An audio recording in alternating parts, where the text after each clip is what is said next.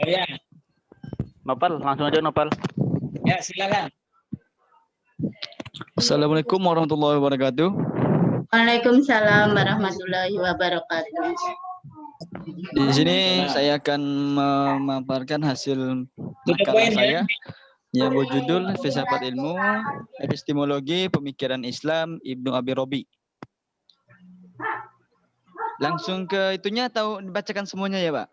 Poin-poin aja, Pal. Yang penting-penting aja. Poin-poinnya aja. Ya, pointes-pointesnya. Iya, Pak. Ya. Iya, Pak. Di sini latar belakangnya banyak hal yang belum kita ketahui tentang peran tokoh politik Islam. Salah satunya adalah seseorang cendekia yang menulis buku berjudul Suluk Al-Malik fi Tabdir Al-Mamalik, perilaku raja dalam mengelola kerajaan-kerajaan. Beliau yang dikenal sebagai selanjutnya sebagai Ibnu Abi Robi menulis buku ini untuk dipersembahkan kepada Mu'tasim, nama dari Khalifah Abbasiyah ke-8 yang memerintah pada abad 9 Masehi. Buku ini dimaksudkan agar dipergunakan sebagai buku pedoman dalam memerintah karena buku itu oleh Ibnu Abi Robi ditulis untuk mempersembahkan kepada kepala negara yang sedang berkuasa pada saat itu. Juga di sini untuk biografi Ibnu Abi Robi ialah seorang sarjana Islam yang memiliki nama asalnya Syihabuddin Ahmad bin Muhammad bin Abi Robi, wafat pada 272 Hijriah, yang mana Masehinya 885 Masehi. Pemikiran politik Islam pertama tentang tarikh lahir dan zaman hidupnya masih diperbahaskan. Walaupun ramai sarjana yang berpegang bahwa beliau hidup pada zaman Khalifah Al-Mu'tasim Billah putra Harun Ar-Rasyid, tetapi pada pendapat orientalis yang mengatakan beliau hidup pada zaman Al-Mu'tasim.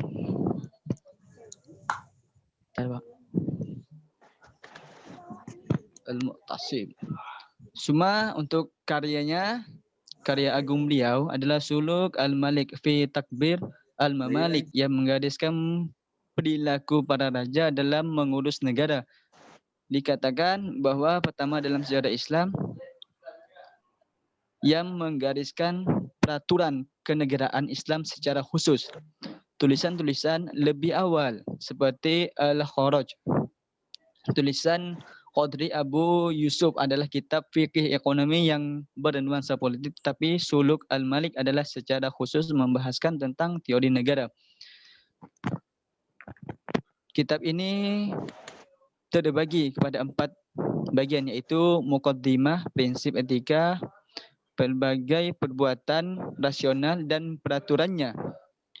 Cuma kita lanjutkan ke implementasi terhadap pemikiran Islam. Menurut Ibnu Abi Robi berpandangan bahwa manusia membutuhkan orang lain dalam memenuhi kebutuhan alamiah yang tidak mungkin memenuhi sendiri. Oleh karena itu, sebagian manusia membutuhkan sebagai yang lainnya. Saling ketergantungan itu menyebabkan sebagian besar mereka berkumpul di suatu tempat untuk melakukan transaksi. Mereka lalu mendirikan kota sebagai tempat untuk melakukan barter atau tukar. Bentuk pemerintahan yang baik, nasi menurut Ibnu Abi Robi adalah bentuk pemerintahan monarki, yang mana yakni pemerintahan yang berpusat pada suatu individu, yaitu seorang raja. Hal ini didasarkan dengan pertimbangan dengan banyaknya pemimpin akan dapat melumpuhkan politik pemerintahan dan menimbulkan kekacauan. Selanjutnya, Bang. Namun Ibnu Abdul Robi berbeda pendapat dengan Plato tentang watak manusia. Ia menjelaskan Allah telah menciptakan manusia dengan watak yang cemerlang, yang cenderung untuk berkumpul dan bermasyarakat.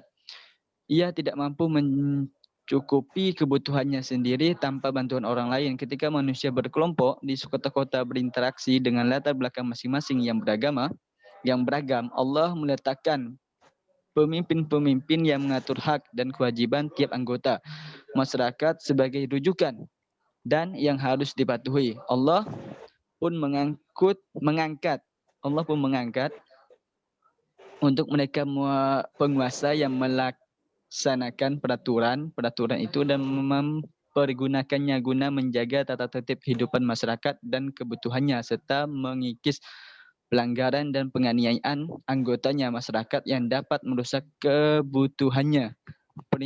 Pemerintahan paparan di atas, memperhatikan paparan di atas, kita akan melihat bahwa Ibnu Abi Rafiq berpendapat bahwa watak manusia cenderung untuk bermasyarakat, yakni manusia adalah makhluk yang sosial atau berbudaya.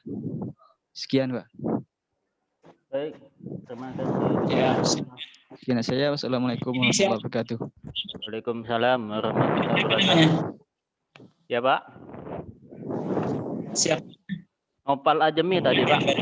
Nopal Ajemi Pak. Pak. Naufal Azmi. Nopal Azmi. Azmi ya. Ya Pak. Abi Rabi ya. Ya Pak. Iya, Ibnu Abi Rabi. Silakan berikutnya. Ya. Sambil menunggu yang lain, saya coba tampil lebih dulu Pak ya. Oh ya, yang penting tidak diam gitu ya, tidak berhenti. Ya Biar Pak. waktu ini kan selalu berjalan, Siap. disambung menyambung ya. Silakan. Ya Pak. Baik, bismillahirrahmanirrahim. Assalamualaikum warahmatullahi wabarakatuh. Langsung saja teman-teman. Hari ini judul makalah yang akan saya angkat yaitu epistemologi pemikiran Islam oleh tokoh Oliver Leaman. Latar belakang beliau singkat Leaman. Oh, iya Pak. Latar belakang beliau singkat saya dapatkan di literatur karena literaturnya kurang Pak. Jadi beliau lahir tahun 1950, seorang profesor filsafat dan profesor studi Yudek di University of Kentucky, di mana dia telah mengajar sejak tahun 2000. Dia mempelajari sejarah filsafat Islam, Yahudi dan Timur. Dia menerima gelar PhD dari Universitas Cambridge pada tahun 1979. Rumusan masalah yang saya angkat yaitu siapakah Oliver Leaman, yang kedua bagaimana isi pemikiran filsafat Oliver Leaman, dan yang ketiga bagaimana isi kritikan Oliver Leaman. Langsung saja, untuk karya-karya beliau cukup banyak, bisa dilihat dari makalah saya nanti teman-teman. Kemudian langsung ke pemikiran filsafat Oliver Leaman. Dalam bukunya yang bertajuk Pengantar Filsafat Islam, beliau memberi contoh pemikiran Plato dan Ibnu Rushd dalam bukunya Republik. Plato mengemukakan usul penggunaan berbagai metode yang berkepanjangan, tak kenal lelah, untuk mengajak manusia biasa atau awam agar bertingkah laku dengan cara tertentu. Kemudian dia tidak menentang penggunaan cara, bahkan ketika kita harus bertindak dusta, sekalipun untuk memberdayakan musuh atau orang gila.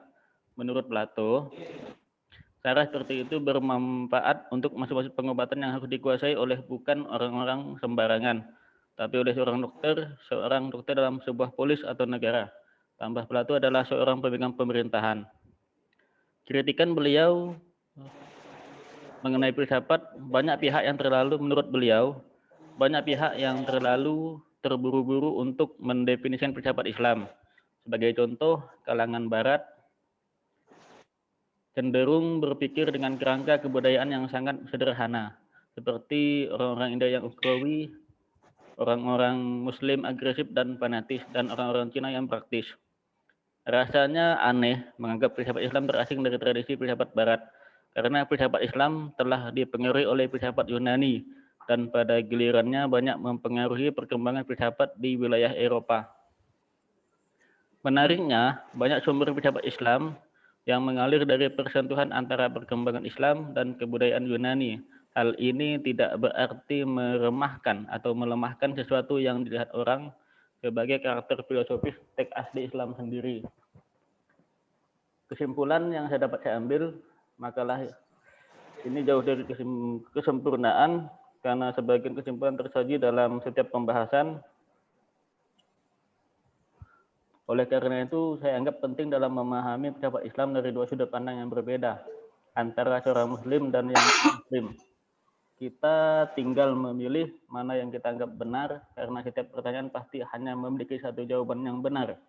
Ini juga berlaku dalam mendefinisikan filsafat Islam, hanya satu jawaban yang benar, seperti halnya berkeyakinan atau berakidah, hanya ada satu akidah yang benar. Demikian paparan makalah dari saya. Assalamualaikum warahmatullahi wabarakatuh. Dilanjutkan oleh pemakalah selanjutnya, yaitu yang sudah siap Bang Uyung.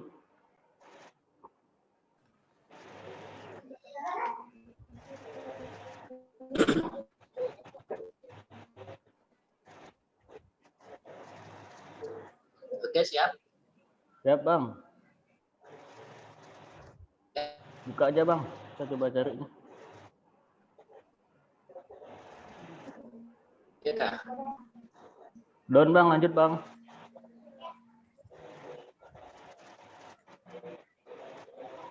Bentar, belum dibuka.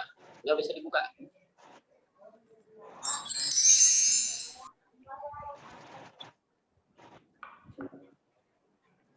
Bismillahirrahmanirrahim.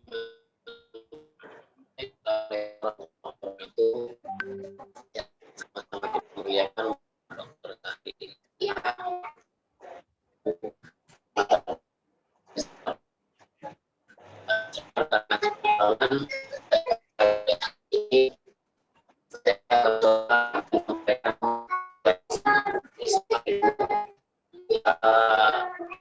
Yang berjudul Epistemologi Pemikiran Islam Ibnu Arabi. Latar belakang Ibnu Arabi merupakan sosok yang fenomenal sekaligus kontroversi. Di satu sisi ia banyak menuai pujian, namun di sisi lain dia juga banyak menuai kritikan, bahkan sampai pengkafiran oleh orang-orang yang tidak setuju dengan pemikiran beliau. Namun aneh manakala melihat bahwa beliau adalah seorang yang mempunyai keistimewaan, dipandang dari banyak hal dengan keyakinan yang mapan.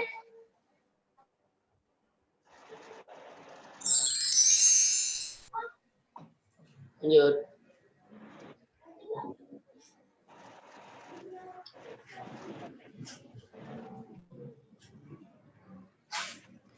Beberapa pemikiran yang agak bertentangan dengan pemikiran tersebut adalah tentang pemikiran wahdah al-wujud atau kesatuan wujud. Ya, Pak. Ya, Pak. Nanti kalau sudah selesai diganti dengan yang berikutnya ya. Ya, Pak. Baik, Pak. Tidak berhenti, Pak. Langsung aja tembak yang lain, Pak. Oke, lanjut. Namun para ulama yang mendukungnya mengatakan bahwa Ibnu Arabi, kesatuan wujud yang dimaksud Ibnu Arabi semata-mata mengungkapkan bahwa Tuhan memiliki keesaan yang mutlak, namun tetap memurnikan zat Tuhan dari sifat-sifat yang serupa dengan hal-hal yang bersifat materi. Ya, Bang. Oke.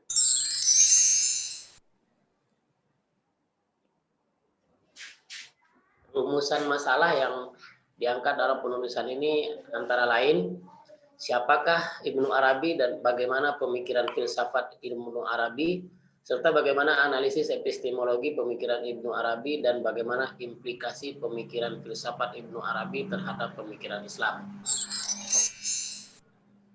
Tujuan penulisan ini untuk mengetahui biografi Ibnu Arabi, mengetahui pemikiran filsafat Ibnu Arabi, mengetahui analisis epistemologi pemikiran Ibnu Arabi, dan mengetahui implikasi pemikiran Islam Ibnu Arabi terhadap pemikiran filsafat Ibnu Arabi terhadap pemikiran Islam.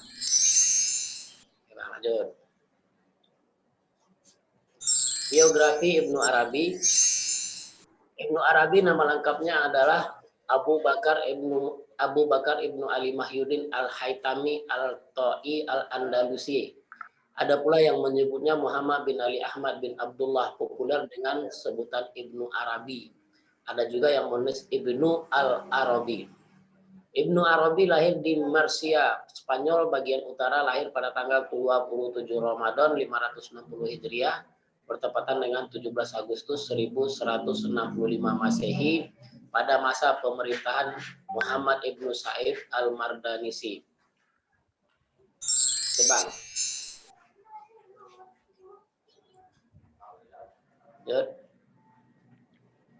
sekali lagi. Pada usia 8 tahun Ibnu Arabi belajar membaca Al-Quran dan ilmu agama dari gurunya yang bernama Syekh Ibnu Khaf di kota. Pindah ke Sevilla dan menetap di sana selama 30 tahun dan bertukar pikiran dengan tokoh sufi yang sangat terkemuka waktu itu, diantaranya adalah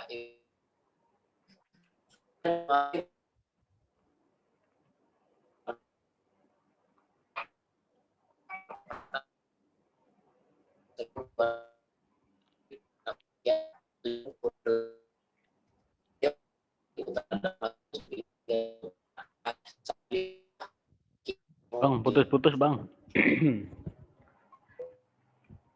Sinyalnya kali Bang Adin. Ya. Lanjut Bang. Oke bang. Siap.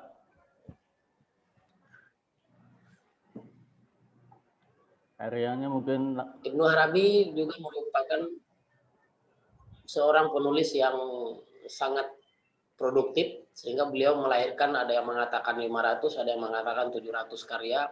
Di antara karya Ibnu Arabi yang terkenal yang menggambarkan filsafat beliau adalah Futuhat Al-Makkiyah atau penyingkapan ruhani di Mekah, dan Fusus Al-Hikam, permata-permata hikmah. Karya-karya lainnya mungkin bisa langsung dibaca saja di makalah yang telah kita share pagi tadi.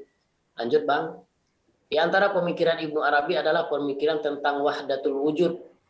Yang kedua, pemikiran tentang insan kamil. Yang ketiga, pemikiran tentang tajalli. Keempat, pemikiran tentang cinta. Yang kelima, pemikiran tentang makom untuk mencapai ma'rifat. Lanjut Bang.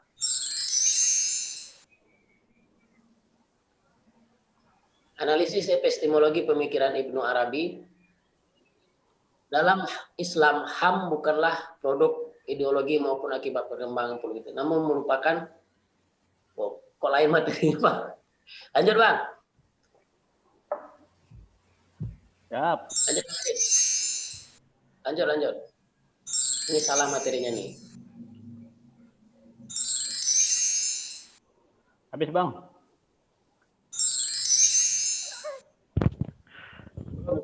Masih itu. Kesimpulan dan saran. Nah, kesimpulan habis kah? Habis bang. Oke, kita ini. Oke, sip. Mungkin saudara-saudara sekalian itu makalah yang Kemarin ya. Bukan, ini mungkin salah kirim ini. Saya mohon maaf, mudah-mudahan bisa dipahami karena pemikiran Ibnu Arabi ini salah satu pemikiran yang cukup terkenal tapi cukup atau sangat sulit untuk dipahami. Mudah-mudahan bermanfaat buat kita semua. Saya akhiri. Assalamualaikum warahmatullahi wabarakatuh. Waalaikumsalam warahmatullahi Baik, wabarakatuh. Bang Ajat siap? Boleh. Bang, lanjut Bang. Ya, siap. Bang Nopal udah kan tadi? Udah tadi Bang. Ini tada boleh berhenti Bang, langsung nih. Jika tak siap melambaikan tangan. Estafet namanya. Bang. Lanjut. Oke Bang, siap Bang. Bismillahirrahmanirrahim. Assalamualaikum warahmatullahi wabarakatuh. Waalaikumsalam warahmatullahi wabarakatuh. Alhamdulillah wa syukurillah ala nikmatillah wala haula wala quwata illa billah ma ba'du. Amin. Bapak dosen yang saya hormati, kawan-kawan yang dari ruangan kelas ini, khususnya di kelas B untuk pendidikan agama Islam yang saya hormati. Baik, alhamdulillah, puji dan syukur kita panjatkan kehadirat Allah Subhanahu wa taala. Selawat dan salam semoga senantiasa tercurah limpahkan kepada junjungan baginda Nabi Muhammad sallallahu alaihi wasallam. Pada kesempatan ini, tugas individu yang diberikan kepada saya materinya tentang pemikiran epistemologi, pemikiran Islam, Olaf Herbert Schumann. Baik, saya langsung kepada biografi tokoh. Olaf Herbert Schumann, beliau lahir di Dresden, Jerman pada tanggal 5 November tahun 1938. Beliau lahir dari keluarga orang tuanya penganut agama Kristen Protestan.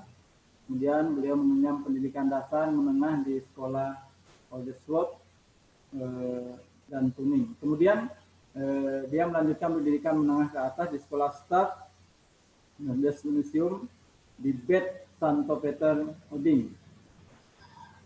Semasa mudanya beliau menghabiskan waktu untuk mempelajari ilmu agama lain, di mana ia terpengaruh oleh gurunya yang bernama Walter Fritek yang mengatakan bahwa seorang yang hanya mengetahui satu agama, yaitu agama yang dia imani atau agama yang ia yakini, maka sesungguhnya ia tak mengetahui agama apapun. Oleh karena itu, ia pun fokus untuk studi agama-agama lain, dan salah satunya adalah agama Islam menjadi fokus yang ia pelajari. Oke, lanjut Bang.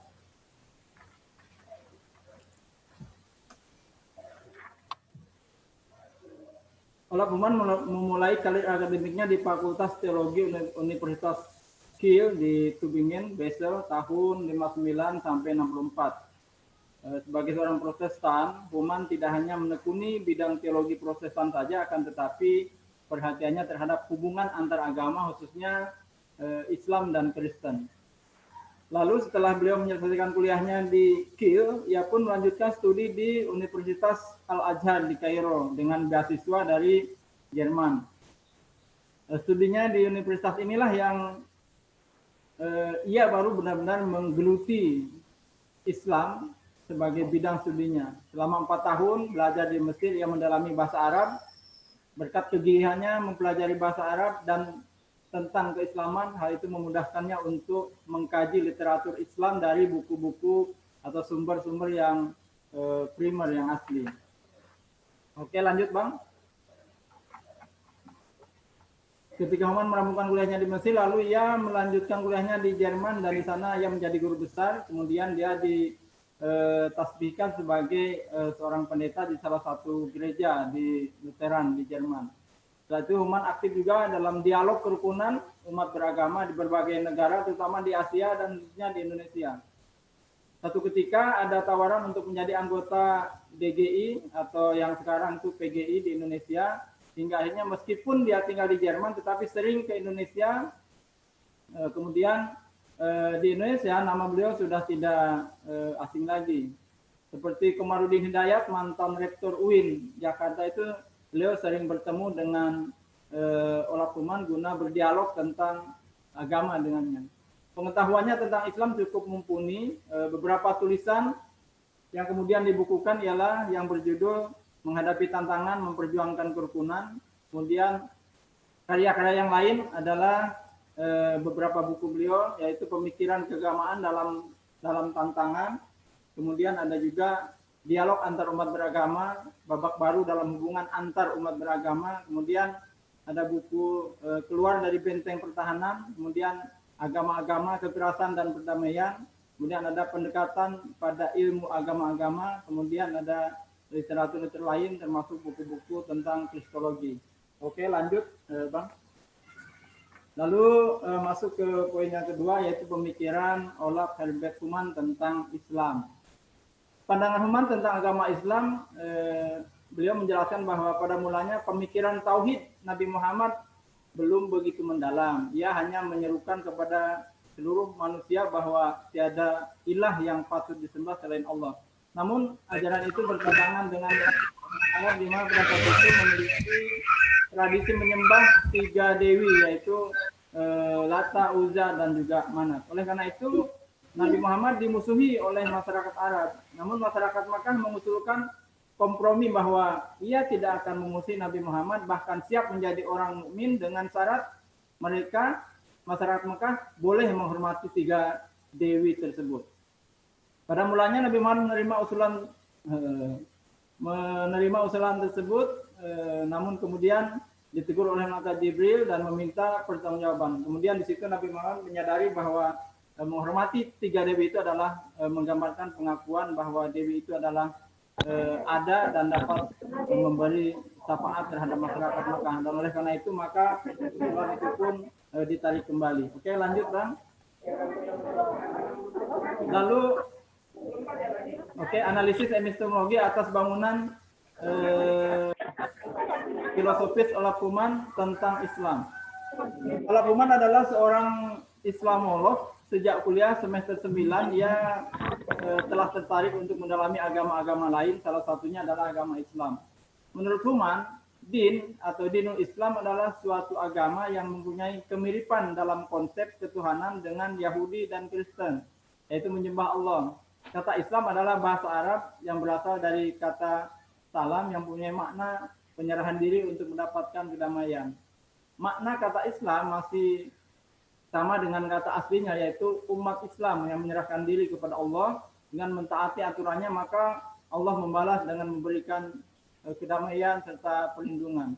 Menurut Human, kata din mempunyai makna tertutup untuk satu agama. Namun Nabi Muhammad juga mengakui bahwa kata din bukan hanya Islam tetapi juga untuk Yahudi dan Kristen. Seperti yang dikatakan oleh Nabi Muhammad dalam perjanjian Madinah bahwa kaum Yahudi, din mereka menurut Human dalam Al-Quran diterangkan bahwa banyak nabi-nabi sebelum Nabi Muhammad diutus oleh Allah untuk menuntun umat dengan mendirikan komunitas agama masing-masing. Oleh karena itu, banyaknya agama yang ada hampir sama dengan banyaknya jumlah nabi. Nah, itu menurut beliau. Lalu lanjut, Bang. Lanjut, Bang Adit. Ya. Ini kah? Implikasi kah? Oke, langsung ke implikasi aja. Siap. Implikasi bagi pemikiran Islam. Oleh Human memandang Islam dalam beberapa aspek, utama yang pertama tentang konsep ketuhanan dalam Islam. Menurut Human, Nabi Muhammad mengajarkan kepada pengikutnya bahwa Allah adalah Esa, tidak ada Tuhan selainnya dan kepadanya kita menyembah. Setelah Nabi Muhammad wafat, ajaran teologi Islam semakin berkembang dan melahirkan beberapa sekte ilmu kalam.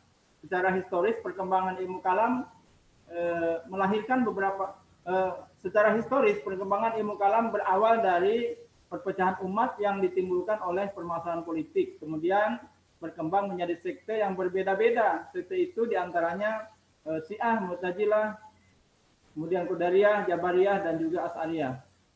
Lalu yang kedua, pandangan beliau tentang tasawuf. Human menjelaskan bahwa ajaran tasawuf mencakup 3 tuntunan yang harus ditaati, yaitu syariah, thariqah, dan juga hakikoh.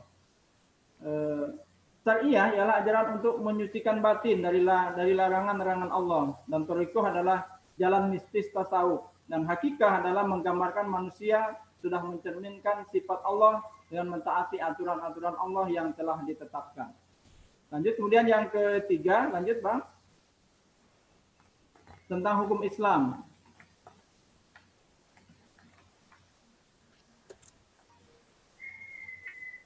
Masih Bang tentang hukum Islam.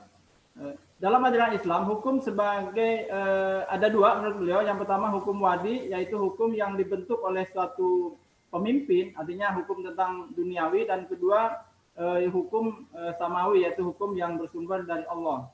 Dalam ajaran Islam, hukum mencakup 3 aspek, yaitu akidah, syariah, dan juga akhlak.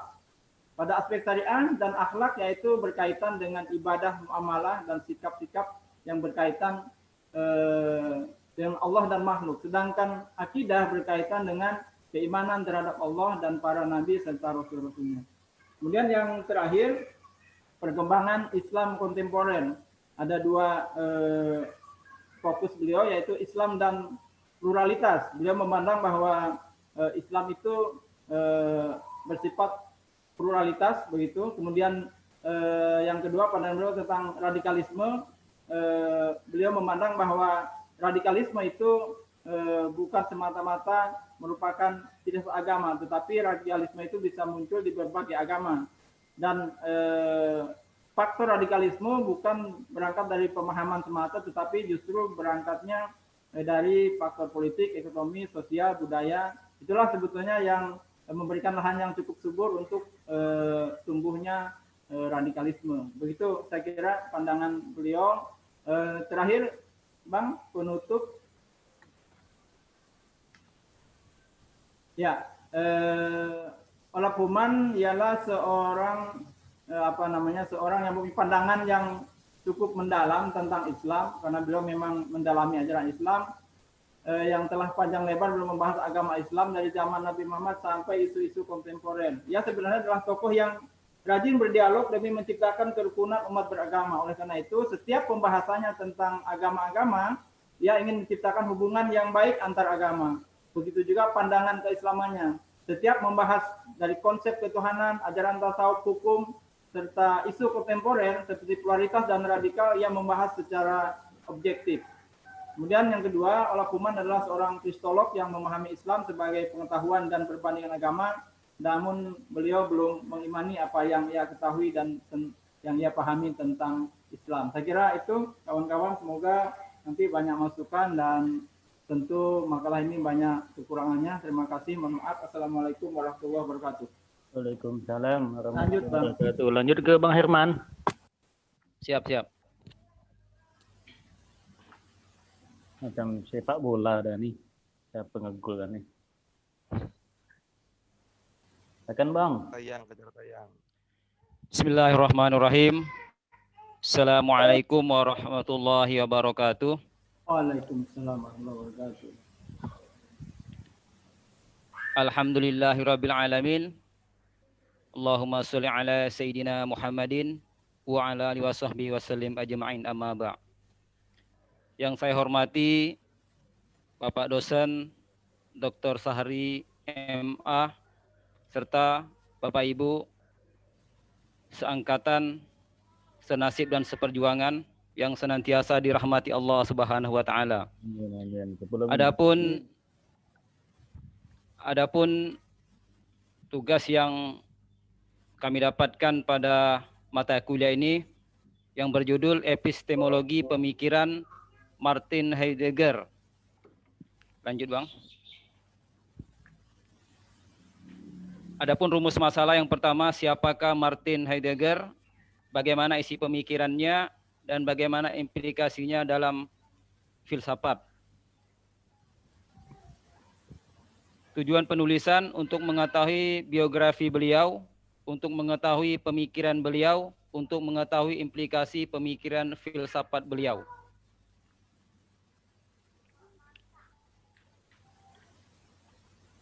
Selanjutnya biografi beliau. Beliau lahir pada tanggal 26 September tahun 1889,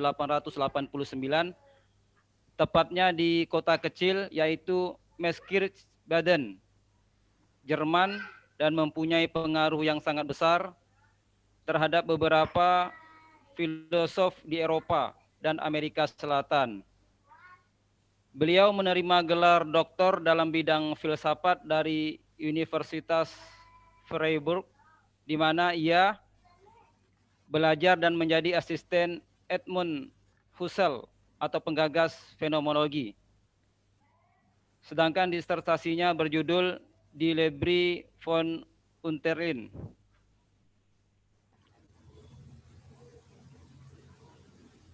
Selanjutnya, ia adalah anak seorang pastor pada gereja Katolik Santo Martinus.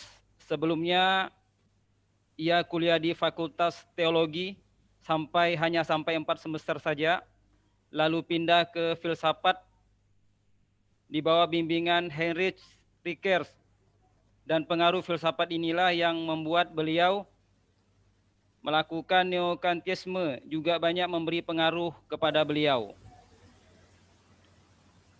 Lanjut, Bang. Sementara pada tahun 1909 ia masuk di Universitas Freiburg untuk belajar di Fakultas Teologi. Setelah mempelajari teologi selama 4 semester, lalu ia mengubah haluan dan mengarahkan seluruh perhatiannya kepada studi filsafat, ditambah dengan kuliah-kuliah tentang ilmu pengetahuan dan ilmu-ilmu pengetahuan kemanusiaan. Profesor termasyhur di Fakultas Filsafat pada waktu itu adalah Heinrich Rickers, yang sudah kita kenal sebagai salah seorang penganut aliran neokantianisme, sehingga Heidegger memperoleh gelar doktor filsafat pada tahun 1913 dengan disertasi tentang Die Lehre vom Urteil im Psychologismus atau ajaran tentang putusan dalam psikologisme. 2 tahun kemudian ia mempertahankan habilitation scriptnya yang berjudul di kategori bedutu tuklisri Dendus Scotus atau ajaran Duns Scotus tentang kategori-kategori dan maknanya. Pada tahun 1915, Martin Heidegger mulai mengajar di Universitas Freiburg. Ketika Heidegger di bangku kuliah, ia sudah mendalami fenomenologi Edmund Husserl. Ketika Husserl bekerja di Wittenberg, kehadiran itu membawa pengaruh yang sangat besar pada diri Heidegger. Di universitas ini, beliau dikagumi yang terkenal dengan kepintarannya, sehingga Heidegger dipercayakan sebagai asistennya Husserl. Pada tahun 1923, ia diundang ke Universitas Marburg dan diangkat menjadi profesor. Semasa hidupnya, sosok yang pernah masuk di Partai Nazi Jerman ini menghasilkan karya-karya yang sangat berpengaruh kepada pemikiran filsafat pada abad yang ke-20. Dan akhirnya Heidegger meninggal di Freiburg, Jerman pada tanggal 26 Mei 1976. Bang, lanjut ke Adapun karya Bang. Ya. Adapun karya Martin Heidegger yang sangat terkenal, salah satunya adalah Sein und Zeit, Ada dan Waktu, 1927. Selanjutnya isi pemikiran. Heidegger mengangkat salah satu metode fenomenologi dari Husserl, salah satu doktor yang terkenal. Metode ini sangat penting dalam menguji data pengalaman langsung dengan membuang semua konstruksi epistemologis dan logis dan mencari suatu perbedaan antara kesadaran dan dunia luar akan menemukan fakta yang sesungguhnya. Teori-teori yang menempatkan seseorang sebagai penonton akan tercipta jurang antara subjek dengan dunia objek, maka akan gagal mengungkapkan fakta yang sesungguhnya. Supaya terhindar dari kegagalan tersebut seperti di atas, maka Heidegger melakukan atau berpatok pada persoalan eksistensi manusia. Segala yang ada di luar manusia selalu dikaitkan dengan manusia itu sendiri. Benda-benda yang berada di luar kita baru mempunyai arti jika hanya dalam kaitannya dengan manusia. Lebih jauh dikatakan, dunia di luar manusia dipandang dan dikonseptualkan sebagai berbeda-beda secara struktural ke dalam wilayah-wilayah modalitas eksistensial dan modifikasi manusia. Sedangkan eksistensi adalah keadaan aktual yang terjadi dalam ruang dan waktu. Salah satu karya yang cukup terkenal. Eksistensi menunjukkan kepada suatu benda yang ada di sini dan sekarang. Eksistensi berada bahwa jiwa atau manusia diakui adanya atau hidupnya. Sementara esensi adalah kebalikannya, yaitu sesuatu yang membedakan antara suatu benda dan corak-corak benda lain. Esensi adalah yang menjadikan benda itu seperti apa adanya.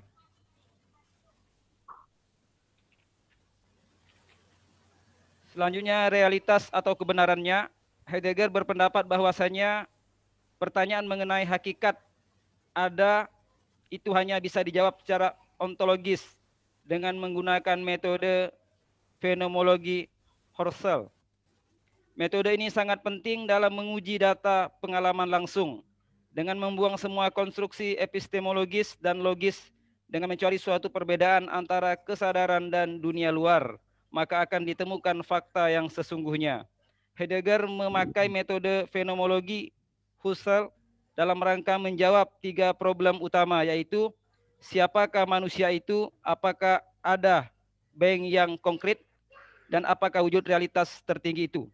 Karena metode inilah yang menurutnya paling baik. Perbedaannya kalau Husserl mengarahkan metode ini pada kesadaran manusia, sementara Heidegger kepada kemanusiaannya. Dari sinilah terungkap artian pandangan yang abstrak dari Husserl dan yang konkret bagi Heidegger. Nah, demikianlah paparan dari makalah saya. Selanjutnya Saya akhiri wabillahi taufiq wal hidayah. Assalamualaikum warahmatullahi wabarakatuh. Waalaikumsalam warahmatullahi wabarakatuh. Lanjut ke Bang Asyadin. Bang Asyadin, Ya Bang, 10 menit. Lanjut. ya Bang. Bentar, lagi loading. Buka aja. Lanjut Bang. Buka aja, buka aja. Bismillahirrahmanirrahim. Assalamualaikum warahmatullahi wabarakatuh. Yang terhormat Waalaikumsalam warahmatullahi wabarakatuh. Dr. Sahri. Baiklah, saya akan langsung judul makalah saya epistemologi pemikiran Islam Ibn Rus. Lanjut Bang. Lanjut Bang.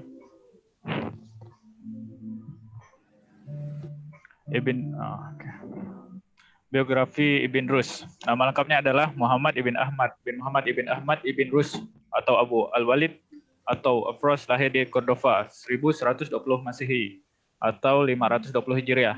Ia berasal dari keluarga ilmuwan. Ayahnya dan kakeknya adalah para pecinta ilmu dan merupakan ulama yang sangat disegani di Spanyol. Ayahnya adalah Ahmad Ibn Muhammad 487 sampai 563 Hijriah. Adalah seorang fikih ahli hukum Islam dan pernah menjadi hakim di Cordova.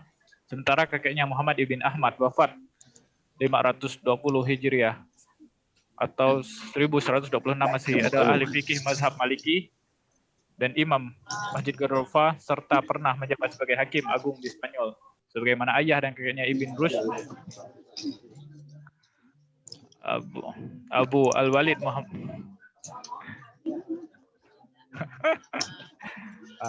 lanjut Abu Al-Walid Muhammad Ibn Ahmad Ibn Rus 1126 sampai 11 Desember 1928 didatangkan sebagai Afros, adalah seorang filsuf dan pemikir dari Al-Andalus yang menulis dalam bidang disiplin ilmu termasuk filsafat, akidah atau teologi Islam, kedokteran, astronomi, fisika, fikih atau hukum Islam dan linguistik. Karya-karya filsafatnya termasuk banyak tafsir, parafrase, dan ringkasan karya Aristoteles yang membuatnya dijuluki oleh dunia barat sebagai sang penafsir. Bahasa Inggris The Commentator. Ibn Rushd juga semasa hidupnya menjadi mengabdi sebagai hakim dan dokter istana untuk kekhalifahan Muhawwidun. Lanjut Bang. Lanjut Bang Adit. Ya. Pemikir Ibn Rushd. 1. Agama dan filsafat. Masalah agama dan falsafah. Lanjut. Pemikir Ibn Rushd yang kedua adalah metafisika dalam masalah ketuhanan. Gimana nih Bang? Jangan berkeringat. Nggak berkeringat dulu. Lompat-lompat. Minum loh Bang. Pemikir Ibn Rushd yang pertama adalah agama dan filsafat. Masalah agama dan falsafah atau wahyu dan akal adalah bukan hal yang baru dalam pemikiran Islam. Hasil pemikiran Islam tentang hal ini tidak diterima begitu saja oleh sebagai bagian sarjana dan ulama Islam. Telah tersebut di atas tentang reaksi Al-Ghazali terhadap pemikiran mereka, seraya menyatakan jenis-jenis kekeliruan yang diantaranya dapat dilonggar sebagai pemikiran sesat kufur. Terhadap reaksi dan sanggahan tersebut, Ibn Rushd tampil membela keabsahan pemikiran mereka serta membenarkan kesesuaian ajaran agama dengan pemikiran falsafah. Lanjut Bang.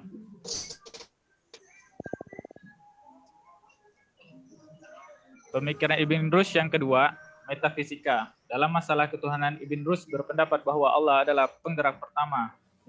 Muharrik al-awwal, sifat positif yang diberikan oleh Allah adalah akal. Wujud Allah adalah esanya, wujud dan keesanya tidak berbeda dengan zatnya. Dalam pembuktian adanya Tuhan sendiri, golongan Haswiyah, Sufiyah, Mu'tazilah, Asy'ariyah, dan Falasifah masing-masing golongan tersebut mempunyai pendapat yang berbeda satu sama lainnya dengan menggunakan takwil dalam mengartikan kata syar'i. Sesuai dengan kepercayaan mereka, golongan Hasiwiyah misalnya mereka berpendapat bahwa cara mengenal Tuhan adalah melalui sama pendengaran saja, bukan melalui akal. Mereka berpegang pada riwayat-riwayat syar'i yang muttasil tanpa menggunakan takwil. Ibn Rushd menolak jalan pemikiran yang demikian karena Islam mengajak kita untuk memperhatikan alam maujud ini dengan akal pikiran kita. Lanjut Bang. Dalam membuktikan adanya Allah, Ibn Rushd menolak dalil-dalil yang pernah dikemukakan oleh beberapa golongan sebelumnya karena tidak sesuai dengan apa yang telah digariskan oleh syara, baik dalam berbagai ayatnya. Dan karena itu Ibn Rus mengumpulkan 3 dalil yang dipandangnya sesuai dengan Al-Quran dalam berbagai ayatnya.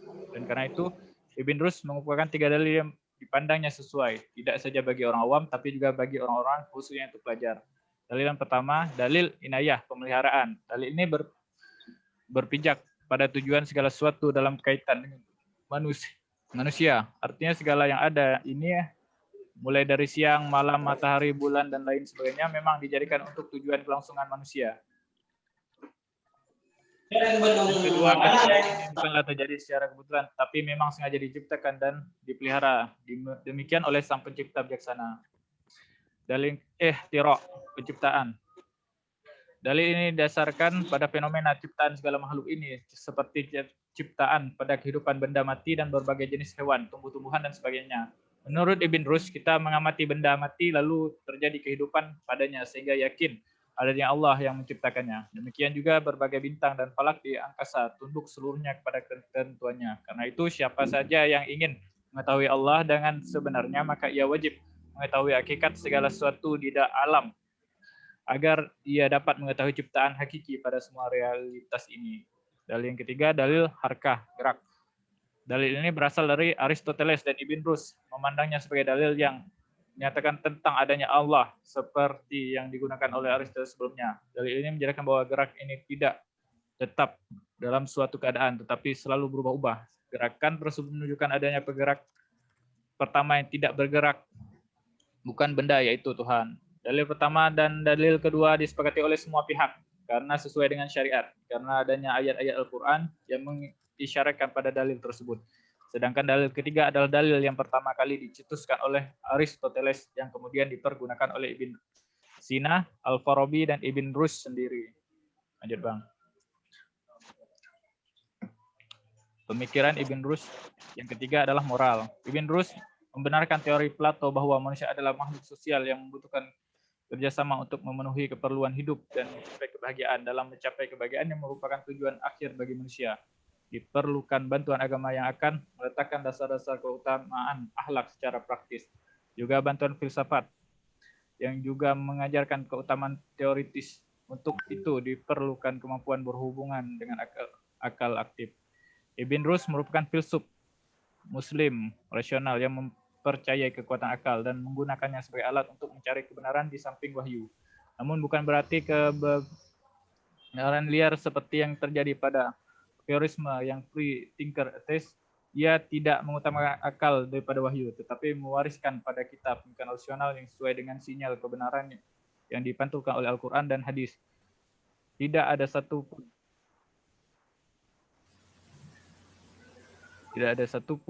ajarannya yang tidak sesuai dengan Al-Quran dan hadis. Berbeda dengan teorisme yang mengajarkan double truth yang akhirnya mengangkat manusia tidaklah butuh agama dan menjadi ateis. Na'udzubillah min dzalik. Bang. Nah, demikian makalah dari saya. Sekian. Terima kasih. Assalamualaikum warahmatullahi wabarakatuh. Waalaikumsalam warahmatullahi wabarakatuh. Lanjut, Bang Amin.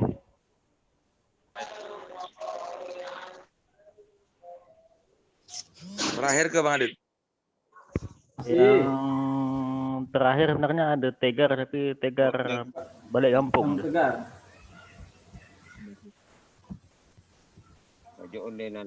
Ayah ke? Bang Amin, Bang Amin. Itu lebih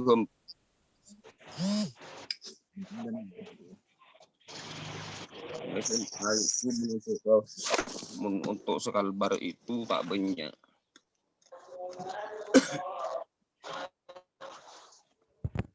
Bang Amin.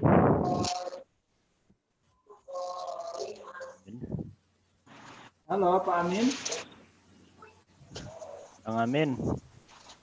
Mana beliau nih? Tadi ada Bang, gendong anak hilang ada.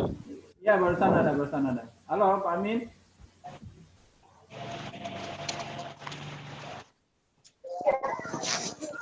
Saya telepon loh. Nah, itu muncul. Tadi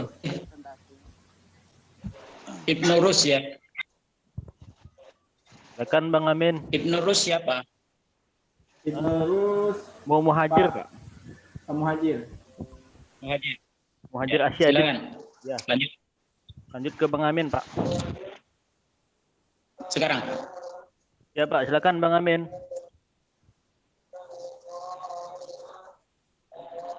Slide-nya, Bang. Oke, Assalamualaikum warahmatullahi wabarakatuh. Yang saya hormati Bapak dosen, Bapak Dr. Muhammad Dr. Syahri MA, yang saya hormati teman-teman kelas B. Langsung saja karena sudah materi yang terakhir ini, tapi insya Allah saya paling singkat ini materinya, menyesuaikan diri. Pada kesempatan ini saya akan membahas tentang pemikiran Muhammad Rashid Ridho. Perlu saya sampaikan kembali bahwa sebelumnya materi saya itu adalah tentang pemikiran Robert N. Bellah. Tapi kemudian saya minta izin ke Bapak dosen untuk mengubah materi saya dan beliau setuju waktu itu, yaitu pemikiran Sayyid Muhammad Rashid Ridho. Baik, kita awali langsung saja dari biografi Muhammad Rashid Ridho. Sayyid Muhammad Rashid Ridho ini adalah salah seorang tokoh pembaharu atau mujaddid ya di dunia Islam pada masa modern ini. Nama lengkapnya adalah Muhammad Rashid bin Ali Ridho bin Muhammad Syam ad-Din al-Qalamuni. Ia lahir pada tanggal 27 Jumadil Ula pada tahun 1282 Hijriah atau pada tahun 1865 Masehi. Di suatu desa bernama Qolamun di Libanon yang letaknya tidak jauh, sekitar 4 km dari kota Tripoli atau Suriah. Beliau adalah seorang bangsawan Arab yang mempunyai garis keturunan langsung dari Sayyidina Hussein, putra Sayyidina Ali bin Abi Thalib, dan Fatimah putri Rasulullah SAW, dan juga sekaligus cucu dari Rasulullah SAW. Oleh karena itu di depan namanya kemudian disematkan gelar Sayyid. Kalau di Indonesia ini biasanya Habib. Jadi singkat saja biografinya, di makalah saya lebih lengkap.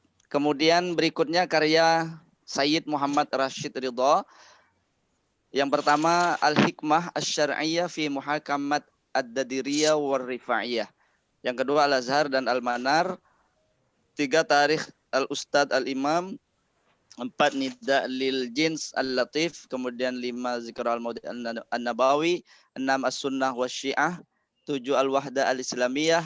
8 Haqiqah Ar-Riba, Haqiqah Ar-Riba. Kemudian 9 Majalah Al-Manar. Jadi Majalah Al-Manar ini maksudnya tulisan-tulisan beliau secara rutin dimuat di Al-Manar, yang kemudian menghasilkan yang ke-10 ini, yaitu Tafsir Al-Manar yang sangat populer di Indonesia. Berikutnya pemikiran pembaharuan. Tadi kita sebut beliau ini seorang pembaharu, maka pemikiran pembaharuan Islam beliau ini setidaknya dalam 3 bidang besar ini. Yang pertama yaitu pembaharuan di bidang keagamaan, kemudian yang kedua pembaharuan di bidang pendidikan dan ilmu pengetahuan, dan yang ketiga pembaharuan bidang politik dan sosial kemasyarakatan. Berikutnya Bang Hadid.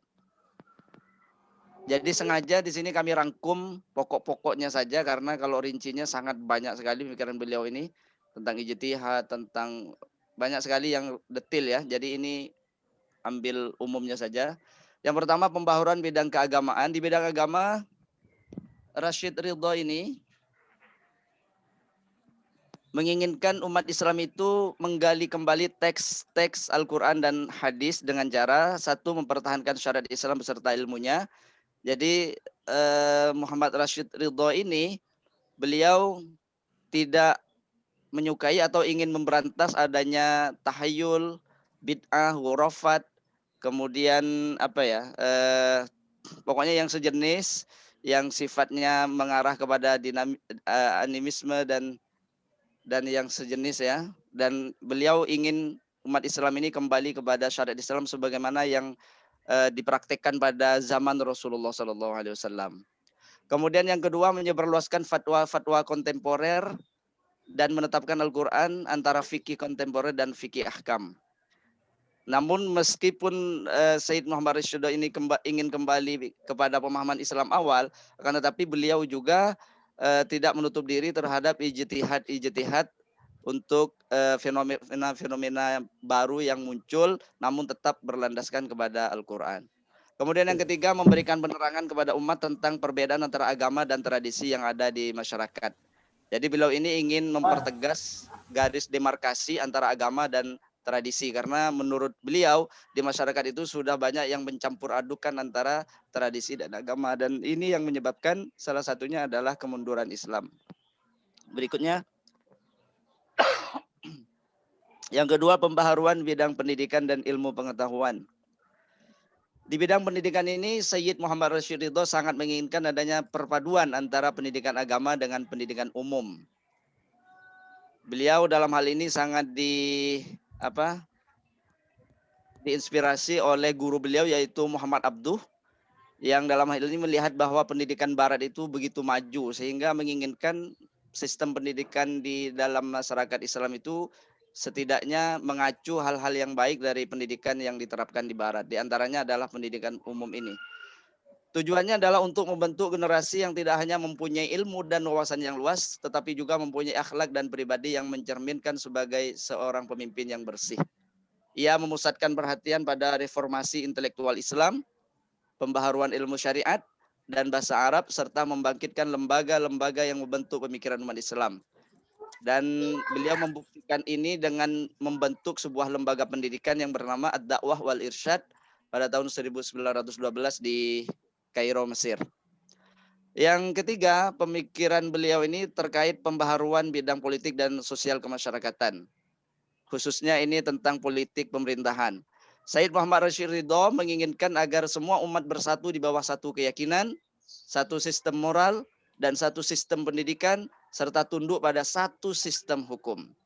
Dan hukum serta undang-undang tidak dapat dijalankan tanpa kekuasaan pemerintah. Oleh karena itu, untuk kesatuan umat diperlukanlah mengambil sebuah bentuk negara, dan negara yang dianjurkan oleh Rashid Ridho ini adalah negara dalam bentuk kekhalifahan. Sebab Rashid Ridho memiliki program pelaksanaan, yaitu menghidupkan kembali sistem kekhalifahan di dalam zaman modern. Karena bentuk pemerintahan seperti ini akan membawa kesatuan umat Islam. Namun beliau juga memberikan syarat-syarat seorang khalifah. Di antaranya seorang khalifah itu menurut beliau harus seorang yang mujtahid, yang bisa menggali sumber-sumber hukum Islam dari Al-Quran dan hadis. Dan untuk di zaman sekarang sulit. Beliau juga pernah untuk kekhalifahan ini mengusulkan pertemuan umat Islam sedunia dan pernah dilangsungkan di Mesir. Akan tetapi pertemuan itu akhirnya berakhir tanpa menghasilkan apapun, karena rupanya umat Islam yang berkumpul itu terlibat dalam perbedaan pendapat yang sangat kuat sehingga tidak menghasilkan satu keputusan. Analisis epistemologis atas pemikiran Muhammad Rashid Ridho. Muhammad Rashid Ridho dianggap sebagai seorang modernis karena pengaruh pemikirannya yang cukup signifikan terhadap usaha modernisme Islam di Mesir dan di beberapa belahan dunia lainnya. Namun pada saat yang sama ia juga dikenal sebagai seorang pemikir tradisionalis. Karena selain gagasannya untuk mendirikan institusi khalifah, juga karena ia adalah seorang yang punya komitmen pada syariah yang merupakan sumber dari seluruh ajaran dan moralitas agama, sebagaimana yang telah dicontohkan oleh umat Islam awal atau umat Islam salaf, sehingga menurut Rashid Ridho Islam tradisional dipercaya sebagai Islam yang otentik. Beliau pemikirannya maju, tapi pada saat yang sama beliau juga secara syarat itu dikenal tradisionalis karena back to basic ya. Beliau itu mengidealkan pemikiran di zaman Islam sebagaimana yang dipraktekkan di zaman Rasulullah. Jadi sangat salaf sekali. Terakhir, Bang Hadid, implikasi pemikiran Muhammad Rashid Ridho bagi dunia Islam. Muhammad Rashid Ridho ini termasuk ulama yang produktif dalam menulis gagasan-gagasan pembaharuan Islam dalam spektrum yang luas. Hingga saat ini karyanya masih banyak dikaji oleh para peminat kajian Islam. Pemikiran-pemikirannya banyak berimplikasi kepada pemahaman umat Islam terhadap awal abad pembaharuan ketika umat Muslim mengalami kenyumudan yang luar biasa. Sehingga dengan keberadaan seorang Sayyid Muhammad Rashid Ridho pada masanya ini, persoalan-persoalan mengenai hal tersebut dapat diminimalisir. Artinya umat tidak lagi terpaku pada pendapat-pendapat pendahulunya, akan tetapi juga semangat untuk berijtihad menggunakan kemampuannya. Hal ini perlu diaktualisasikan pada masa sekarang karena memahami Al-Quran secara tekstual hanya akan berimbas pada kondisi umat yang stagnan atau diam di tempat alias tidak maju-maju. Barangkali itu pembahasan tentang Sayyid Muhammad Rashid Ridho, semoga bermanfaat. Kurang lebihnya mohon maaf. Allahumma muwaffiq ila aqwamit thoriq. Assalamualaikum warahmatullahi wabarakatuh. Waalaikumsalam warahmatullahi wabarakatuh. Pak Sahri, sudah selesai Pak Ustadz? Sudah selesai semua. Iya Pak.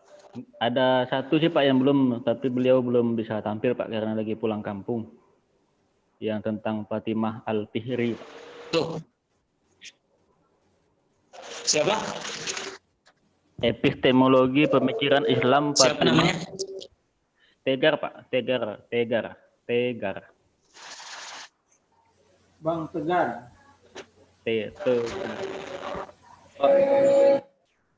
Orangnya siapa? Iya Pak. Orangnya siapa namanya? Tegar Pak. Tegar Satria Alipudin Pak. Iya kan dari kampung bisa langsung. Ini Pak ada orangnya Pak. Bang Tegar bisa kasih klarifikasi. Udah ada orangnya. Oh, udah masuk tuh. Ada Pak, ada yang masuk nih. Oh ya, silakan langsung aja. Bang Tegar kasih klarifikasi. Oke, Pak, saya belum sepenuhnya buat Pak. Soalnya kemarin saya ganda sakit karena belum ketinggalan info, jadi baru kemarin malam saya tahu info ini. Dan saya baru pulang dari Pontianak 2 hari yang lalu, Pak. Jadi mohon maaf nih Pak, saya kebelet nih Pak, jadi baru tahu kemarin malam gitu kan. Nanda juga, teman saya juga ngasih tahunya, kebelet saya belum sempat buka WhatsApp Pak. Untuk info ini saya benar-benar minta maaf Pak, saya baru setengah jalan Pak.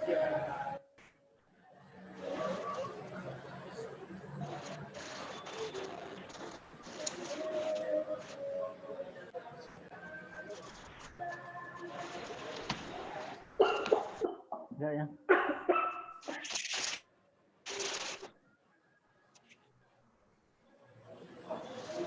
Apa maksudnya itu? Saya tidak jelas. Kurang jelas Bang suaranya Bang.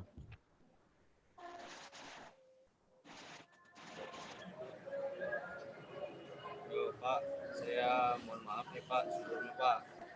Jadi seminggu yang lalu saya sakit demam Pak. Nah itu saya benar-benar nggak tahu ada info seperti ini Pak. Maksudnya itu langsung 8 kelompok.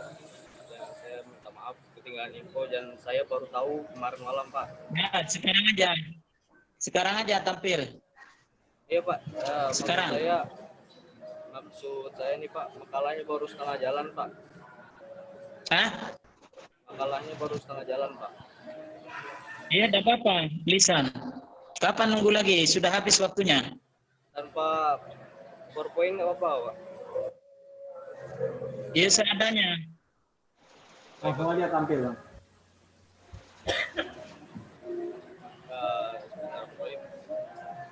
Langsung aja Bang, present. Pas kok. Assalamualaikum warahmatullahi wabarakatuh. Waalaikumsalam warahmatullahi wabarakatuh. Jadi semuanya jadi mungkin tidak terlalu sempurna. Jadi saya akan di sini saya akan mempresentasikan pemikiran tentang Fatimah Al-Fihri, pemikiran Islam Fatimah Al-Fihri. Jadi untuk latar belakangnya, yaitu pada zaman klasik Islam, salah satu media dari kegiatan dakwah dan pendidikan Islam ialah masjid.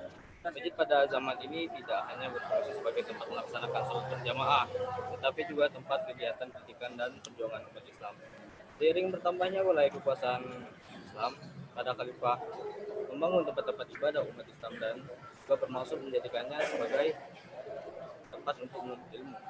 berawal dari masjid inilah kegiatan pendidikan Islam berlangsung dan juga menyumbangkan khazanah intelektual dalam peradaban Islam.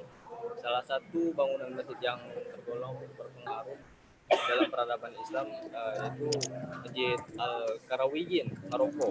Masjid ini pada awalnya dibangun sebagai tempat ibadah sekaligus madrasah dengan sistem yang menyediakan tempat bagi praktik pengajaran agama dan hafalan Al-Quran. Berkat dinasti Turut yang mengatur kota Fis Al-Qarawiyyin diperluas hingga menjadi masjid terbesar di Afrika dengan kapasitas 22.000 jamaah dan berubah menjadi pusat kajian ilmiah yang maju. Pendiri masjid ini itu seorang muslimah yang bernama Fatimah Al-Fikri. Dia seorang wanita dari Indonesia yang asli ke Maroko pada tahun 1800. Nah, jadi siapakah Fatimah Al-Fikri ini?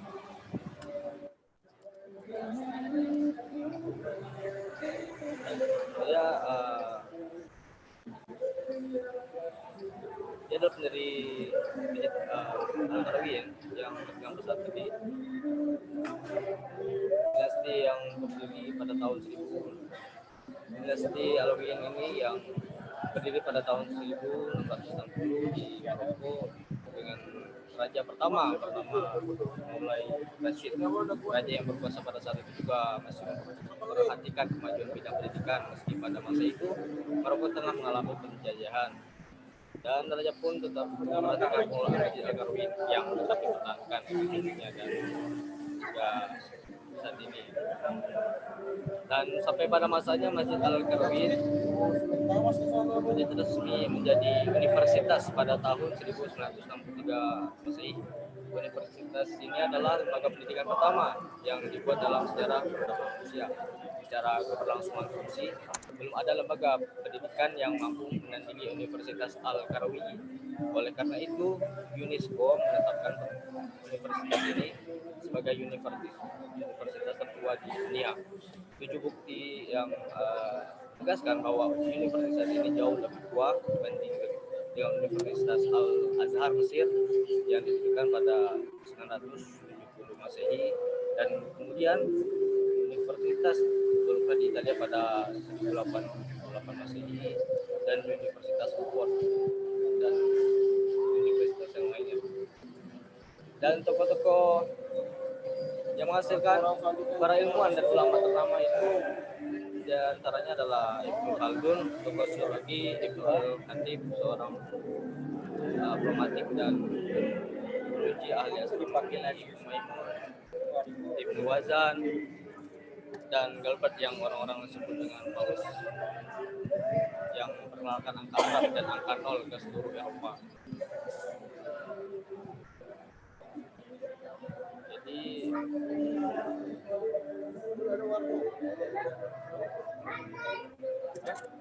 itu adalah simbol Islam, adalah pusat terpenting dalam pengetahuan Islam.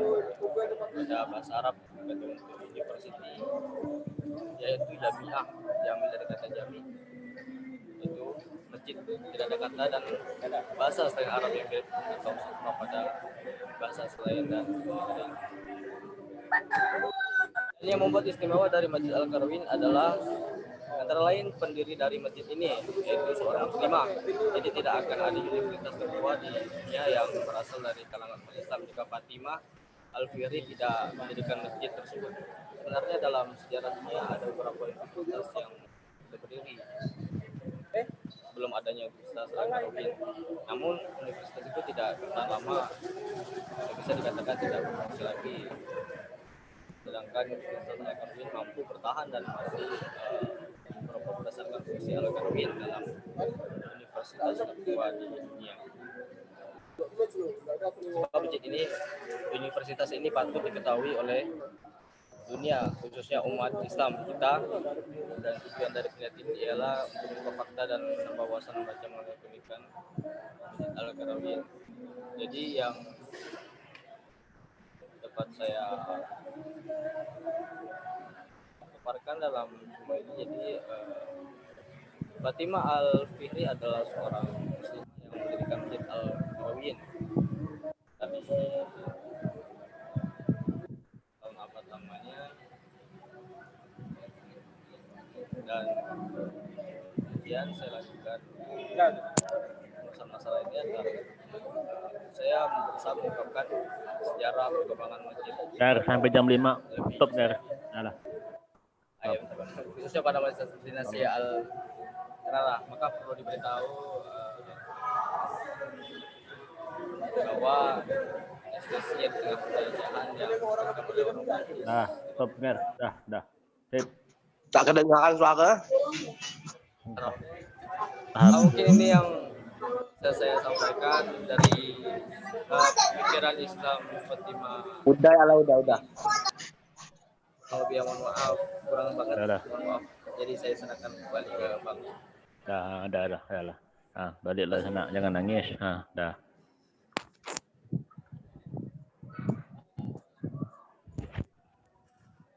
Baik, Pak Syahri sudah tampil semua, Pak, dari 8 kelompok yang hari ini tampil, Pak.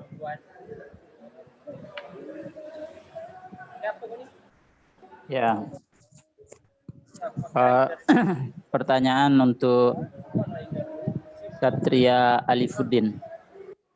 Tadi menyebutkan Syekh Fatimah Al-Mihri. Tahun berapa dia hidupnya?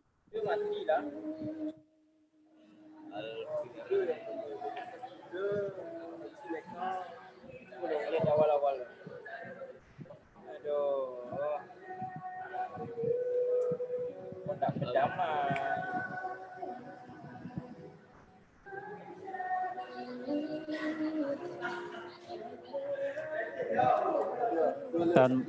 Tahun berapa? Alifuddin Satria ini di mana sekarang? Saya lagi di luar, Pak.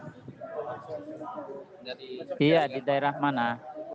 Iya, di daerah mana? Oh, dekat, jaringan bagus itu. Saya di Kapol. Iya, bagus di situ. Saya sering ke situ. Tahun berapa itu? Tadi itu Syekh Fatimah Al-Mihri.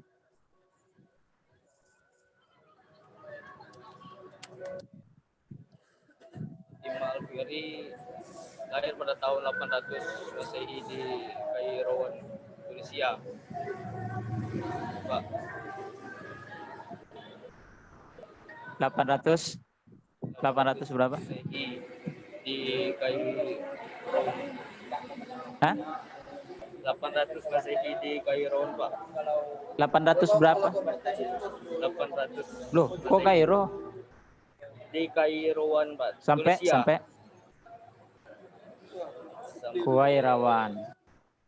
Iya, Kuwairawan, Pak. Tunisia. Dia Iya, anak sampai kaya. Iya, lahir tahun 800 sampai meninggal tahun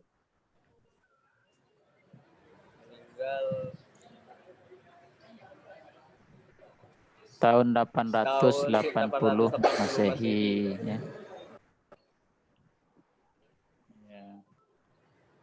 Halo moderator, tolong ya Pak. Setiap penyaji mempunyai pertanyaan yang ditujukan kepada selain dirinya, ya. Oh iya Pak, iya Pak. Yang silang, sistem silang. Ya. Iya Pak.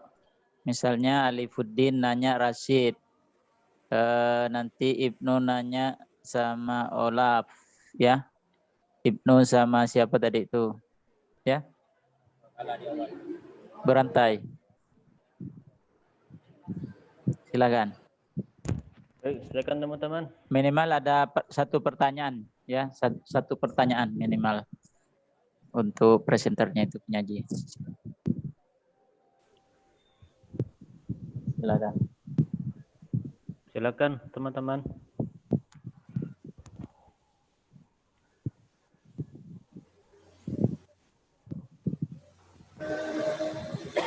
Tadi Ya, baik. Ya. Baik, Bang. Ya, Bang, silakan Bang. Baik, ya. Assalamualaikum warahmatullahi wabarakatuh. Waalaikumsalam. Mungkin saya bertanyanya yang dekat ya ke Pak Amin tuh. Assalamualaikum Pak Amin. Pembaharuan Muhammad Rashid Ridho tadi di bidang pendidikan tuh ya kayaknya tadi. Seperti apa gambarannya tuh Pak Amin kira-kira? Pembaharuan Muhammad Rashid Ridho kan ada di bidang agama, di bidang pendidikan gitu ya. Saya tertarik yang di bidang pendidikan tuh terkait adanya semacam integritas itu ya antara pendidikan umum dan agama. Nah itu mungkin itu yang ingin saya tanyakan, konsep beliau tuh seperti apa. Saya kira itu Bang Hadid. Siap. Terima kasih Bang Ajat. Dilanjutkan. Ya, Pak Uyung silakan. Baik, saya mau sedikit mungkin ini untuk Pak Ajat. Pak Ajat ya ini kan membahas masalah pemikiran Olaf Schumann. Olaf Schumann, ya. Ya, Olaf Schumann. Jadi Olaf Schumann ini kan beragama Kristen Protestan. Ya. Nah, sementara pemikiran beliau juga banyak membahas tentang Islam. Iya, betul. Nah, gitu ya. Nah, kalau menurut Pak Ajat, apakah mungkin orang yang bukan Islam tapi membahas masalah Islam? Atau mungkinkah pemikiran seperti itu bisa diterima oleh umat Islam? Begitu Pak Ajat. Baik, terima kasih. Baik, terima kasih. Baik Pak, sehari ada 2 pertanyaan. Langsung aja ya Pak ya. Semua pertanyaan aja nunggu. Nanti biar langsung dijawab sama-sama bergantian. Iya. Setiap masalah harus ada pertanyaan.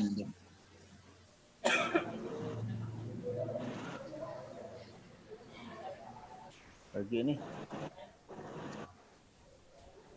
Setiap makalah harus ada 1 pertanyaan.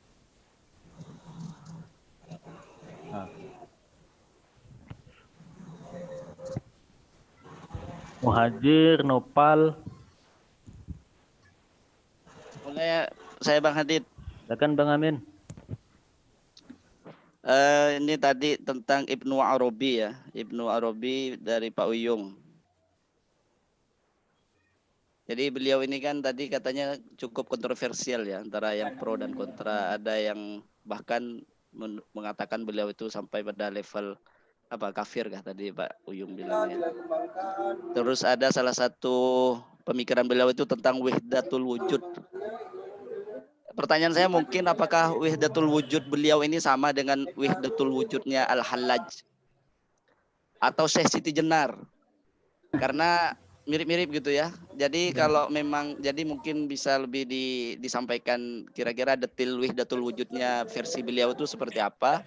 Apakah sama dengan pemikiran Al-Hallaj atau Syekh Siti Jenar? Kalau memang sama atau beda seperti apa gitu. Terima kasih. Oke, sip. Siap. Lanjut. Coba kalah Bang Nopal sama Bang Asyadin.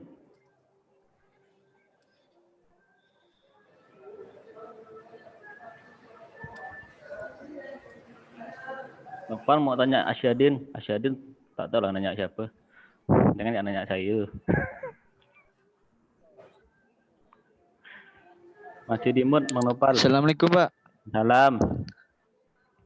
Saya pengen bertanya tentang pengertian dari tajalli Pak, dari pemakalahnya Pak Uyung. Pak, buat saya tuh satu-satu lah.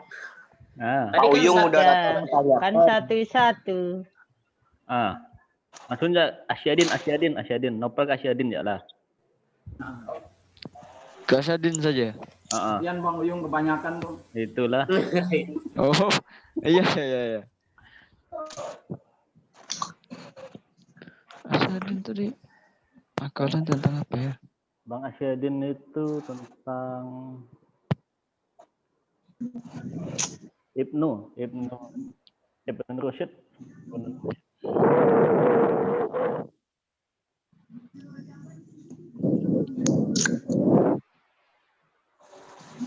Baik,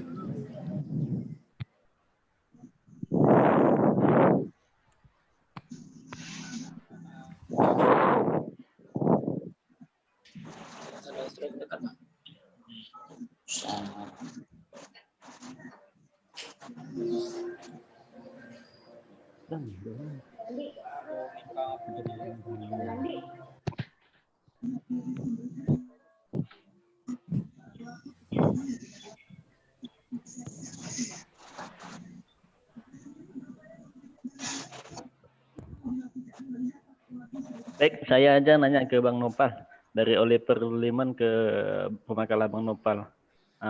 Jelaskan ya. Bang Hermansyah. Lupa pula dari itu.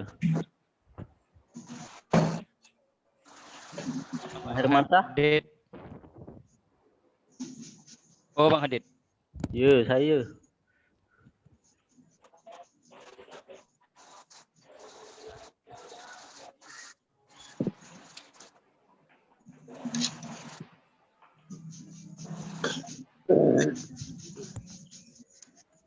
Bang Hermansyah, saya nanya. Ya, Bang.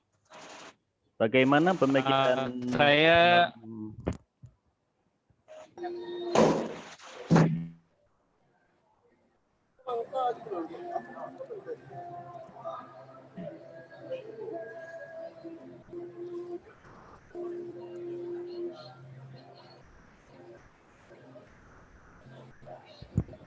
silakan Bang Eman. ya, Bang. Ini untuk Bang Noval nih. Pertanyaan untuk Bang Noval. Di situ tadi Bang Noval menjelaskan bahwa Ibnu Abi Rabi memiliki perbedaan dengan Plato. Ada enggak persamaan pandangan?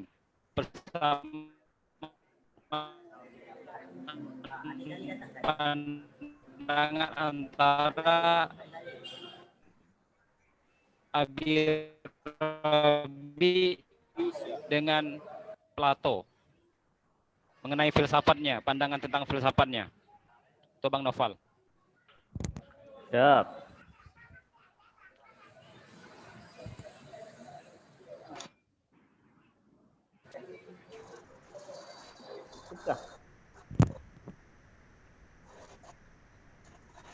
Pak Syahri mungkin udah cukup nih Pak.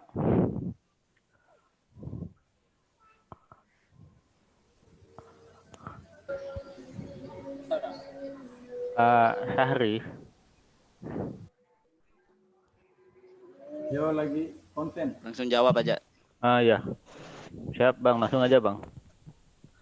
Baik, terima kasih Pak Jad atas pertanyaannya. Siap.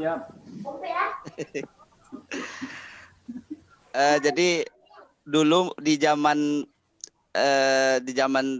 Sayyid Muhammad Rashid Ridho itu orang-orang Islam umumnya masih antipati terhadap pengetahuan umum, apalagi yang dianggap berasal dari Barat seperti itu. Oleh karena itu beliau melihat bahwa disitulah salah satu kelemahan umat Islam, sehingga kalau dalam istilahnya itu tidak maju-maju tadi, stagnan, jalan di tempat.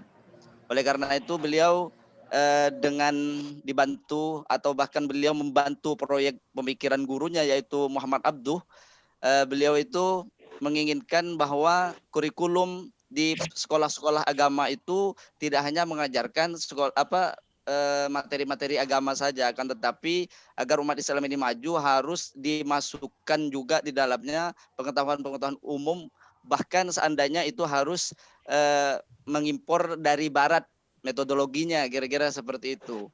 Termasuk karena begitu, iya, Ya mungkin kalau dulu istilahnya salaf gitu ya. Kalau Iya, kita iya. sekarang ini kalau di Indonesia ada formal. Dulu di Iya. Indonesia juga seperti itu. Awal-awal kan banyak orang yang tidak mau masuk atau bahkan Iya. menolak adanya materi-materi umum ke dalam sekolah. Lalu kemudian pelan-pelan lambat laun akhirnya sekolah formal ini mulai diterima, bahkan di pesantren-pesantren salaf pun sekarang hampir semuanya menyediakan alternatif lain yaitu sekolah umum. Dan itulah yang terjadi di zaman itu. Bahkan beliau juga mendirikan untuk apa istilahnya menuangkan gagasan beliau itu ke dalam dari teori ke praktek. Beliau juga kemudian membangun sekolah ad-dakwah wal irsyad tadi yang tujuannya adalah mencetak kader-kader muslim yang memiliki ilmu tidak hanya ilmu agama tapi juga ilmu umum yang tujuannya adalah dikirim ke negara-negara lain yang membutuhkan tenaga pengajar sehingga tidak perlu ngambil dari barat seperti itu. Jadi ini untuk menjawab banyak keinginan dari masyarakat di negara-negara lain akan tenaga pengajar yang bisa mengajarkan materi agama dan umum termasuk dari Indonesia. Jadi alasannya itu kalau di Indonesia katanya dulu yang menyediakan materi umum itu hanya sekolah-sekolah misionaris Kristen. Makanya banyak orang-orang zaman dulu yang sekolahnya memang di sekolah Kristen kan gitu. Iya, iya, iya. Maka beliau membuat sekolah itu. Cuman sayangnya ketika pecah Perang Dunia Pertama, sekolah beliau ini pun akhirnya bubar sehingga tidak berlanjut sampai sekarang. Akan tetapi gagasan beliau untuk memasukkan materi-materi pelajaran umum ke dalam kurikulum pendidikan agama itu alhamdulillah berlanjut sampai sekarang, bahkan bisa kita rasakan di Indonesia, di negara kita. Jadi itu mungkin Pak Ajat ya. Terima kasih. Baik. Ya.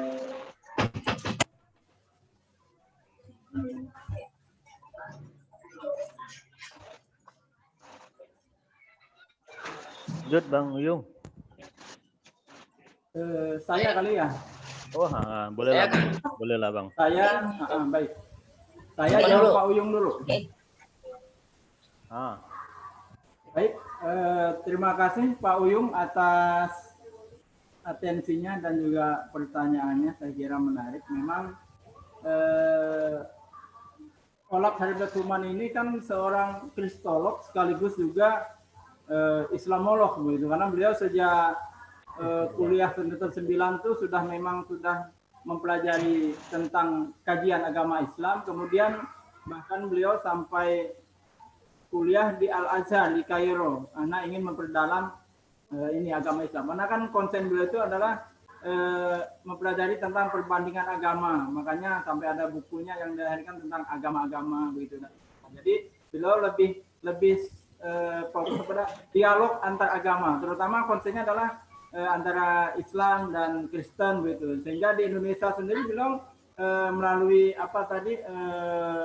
Balai Litbangnya PGI, beliau sering mengadakan dialog antar umat agama, termasuk tadi bahwa sering juga beliau itu berdialog dengan Komarudin Hidayat, misalnya salah satu mantan Dr. UIN Serap Hidayat. Jadi memang beliau itu seorang kristolog yang memang mempelajari, mendalami tentang Islam, sehingga kalau saya baca di beberapa literasinya memang beliau yang mumpuni itu pemahamannya tentang Islam, sampai kepada sejarah Islam di Indonesia pun beliau banyak mempelajari, banyak kita berdialog dengan beliau. Mungkin bisa saja kayak selevel kita nih kalah gitu kan pengetahuannya itu dalam artian. Oleh karena itu di dalam kesimpulan saya tadi bahwa beliau itu seorang kristolog yang memahami Islam secara memadai, tetapi memang sebatas dalam perspektif pengetahuan, pemahaman saja, tidak mengimaninya, kan begitu Pak Uyung. Jadi pembahasan beliau ya dalam perspektif pemahaman dan pengetahuan saja tentang Islam dalam rangka dialog antar agama begitu. Sehingga beliau dari luar bisa melihat Islam itu seperti apa. Contoh bahwa menurut beliau Islam itu pluralitasnya artinya bahwa Islam itu sangat plural, kemudian moderat itu kan, tidak radikal menurut beliau kan, karena radikal itu ya bukan agamanya, radikal itu lebih kepada ya motif-motif ekonomi, politik, sosial gitu, seperti itu. Jadi beliau tidak memandang bahwa Islam itu radikal itu. Saya kira mungkin itu mudah-mudahan bisa ditambahi oleh kawan-kawan yang lain. Pak Uyung, terima kasih. Kembali ke Bang Hadin. Ya, lanjut aja Bang Uyung mau jawab. Baik. Tadi pertanyaannya kalau tidak salah perbedaan antara Wahdatul Wujudnya Ibnu Arabi dengan Al-Halaj gitu ya. Ya Bang. Amin.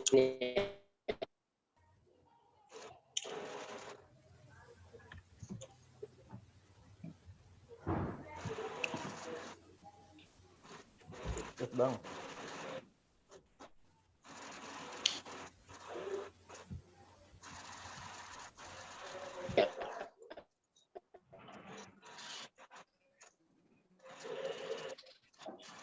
Baik, secara ringkasnya begini, ini saya mohon maaf dulu karena pemahaman ini merupakan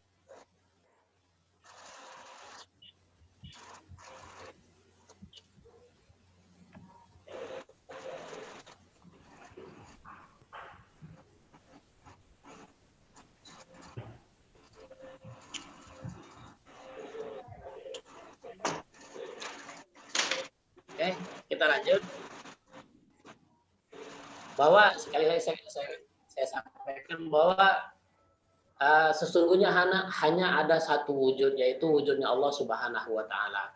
Sedangkan makhluk ini menurut Ibnu Arabi adalah cerminan atau pantulan dari wujudnya Allah.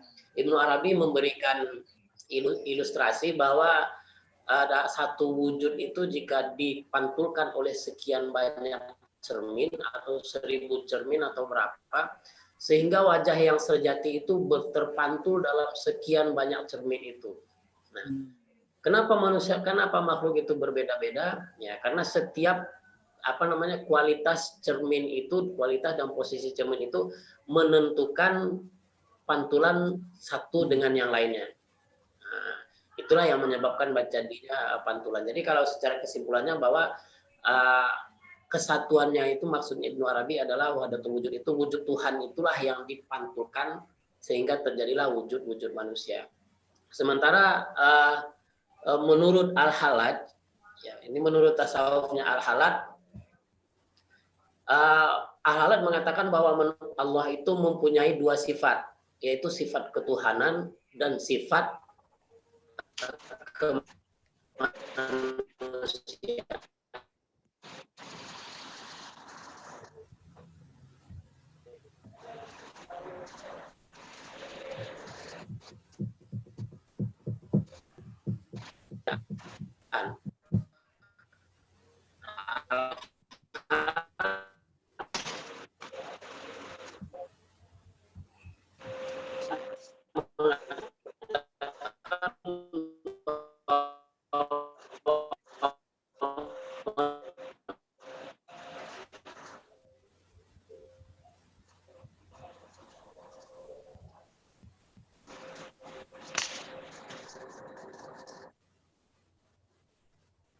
Suaranya hilang Bang ya?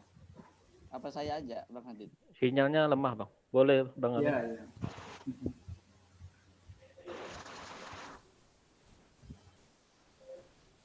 Oke, putus lagi, mohon maaf. Baik, Al-Halaj dengan general ini sudah kita ketahui bahwa itu memang disalahkan oleh satu ulama.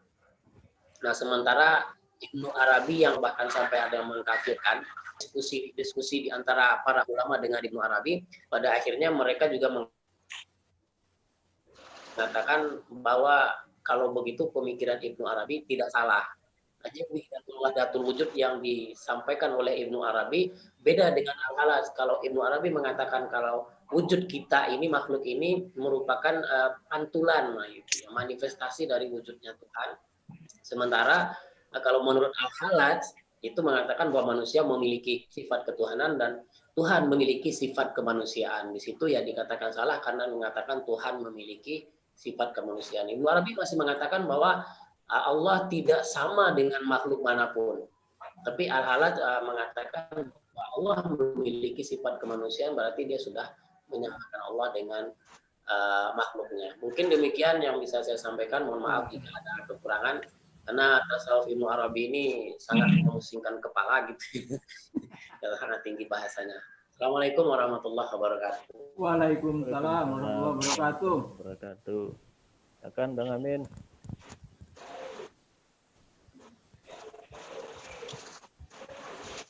Oke ya, sudah. Lanjut Bang yang lain. Kalau sudah dijawab. Sudah Pak. Halo. Halo. Ya Pak, sudah Pak. Halo. Kalau sudah dijawab, kita selesai. Yang belum tampil, ya. Jadi karena terakhir terkait dengan tadi ya, saya apresiasi sedikit ya mengenai Al-Hallaj, Ibnu Arabi, siapa itu? Ibnu Rushdi, nah itu ulama betulan ya. Kalau saya ada kitabnya semua ini. Nah ini dia. Tapi kitabnya banyak yang dipinjam orang. Nah, ini Ibnu Rushdi. Kalau yang Ibnu Arabi ini 7 jilid. 7 jilid. Ini 1 jilid, jilid Al-Mujallad Al-Awwal. Nah, ini. Kalau Al-Hallaj juga sama, saya 7 jilid. Macam-macam sih kitabnya, banyak. Karena saya kebetulan mengajar yang filsafat begini, maka segala yang terkait dengan filsafat saya usahakan punya kitabnya sejak saya mengajar di Jawa. Saya kan di sini baru ya, baru 2,5 tahun. Saya sejak di Sunan Ampel ya memang begitu. Nah itu ya. Jadi itu orang alim itu ya, orang pintar beneran. Oke, mungkin sampai di sini tentang perkuliahan ya. Apabila ada kehilapan dari saya atau kesalahan, baik kata atau sengaja maupun tidak sengaja, saya mohon maaf yang sebesar-besarnya. Demikian juga saudara-saudara sekalian, kalau ada salah dan hilaf, saya memaafkannya juga. Amin. Ya. Iya, Pak. Kalau Sama-sama, Pak. Bye-bye. Meskipun online, ya. Nanti dulu ada tugas nih. Halo, jangan dimatiin. Jangan dimatiin dulu ya. Ini ada tugas. Iya, Pak. Nanti kalau ketemu di jalan atau di mana, yang ingat duluan kan di online ini ada yang kenal saya, ada yang kenal wajahnya gitu ya. Kalau ketemu mohon ya. Insyaallah, Pak. Insyaallah, Pak. Saya Pak terutama. Tugasnya adalah merevisi makalah seperti punya Pak Musleh ya. Sebenarnya sudah panduannya sudah ada di situ. Halo. Ya, baik. Ya, Pak. Ya, lampu mati nih. Siap. Revisi seperti punya Pak Musleh ya. Kedua, buat pertanyaan dan jawaban minimal 3 lembar sesuai dengan makalahnya masing-masing. Ya. Ya, Pak. Halo. Ya, Pak. Ya, Oke, sudah ya. siap. Ya. Karena lampu mati ini nanti takut putus. Ya, Pak, baik, Pak. Wabillahi Baik, Pak. taufiq wal hidayah. Assalamualaikum warahmatullahi Kapan Pak wabarakatuh. dikumpulnya Pak? Ya. Seminggu. Baik, Terakhir Sabtu depan. Karena ini sudah berakhir. Oh, hidup lagi. Karena ini sudah berakhir dari fakultas. Karena kita yang agak terlambat ini karena padahal strategi dari awal itu saya bagi ya, jangan satu-satu di awal itu ya. Tapi nggak apa-apa, sudah terlanjur. Jadi buat pertanyaan dan jawabannya, jawabannya secara analisis. panjang, lebar, dan luas wawasannya. Minimal pertanyaan dan jawabannya itu minimal 3 lembar. Itu ujiannya. Tugasnya merevisi makalahnya masing-masing. Ya. Seperti makalahnya Pak Musleh yang maju pertama sekali itu. Ya, karena Pak Musleh itu mengikuti petunjuk yang ada di perkuliahan. Setiap ada di situ ya. Di situ kan ada ya. Ada, tidak Pak. ada submasalah, Ya, tidak ada Pak. bab. Kan begitu maksud saya itu. Tidak ada submasalah, tidak ada bab, langsung saja. Seperti makalah di S2, tidak boleh seperti makalah di S1. Ya. Oke. Sudah paham ya? Ini waktunya sudah habis. Makasih banyak. Mohon maaf kalau ada kehilafan. Terima kasih atas perhatian. Wabillahi taufiq wal hidayah. Wabarakatuh. Waalaikumsalam warahmatullahi wabarakatuh.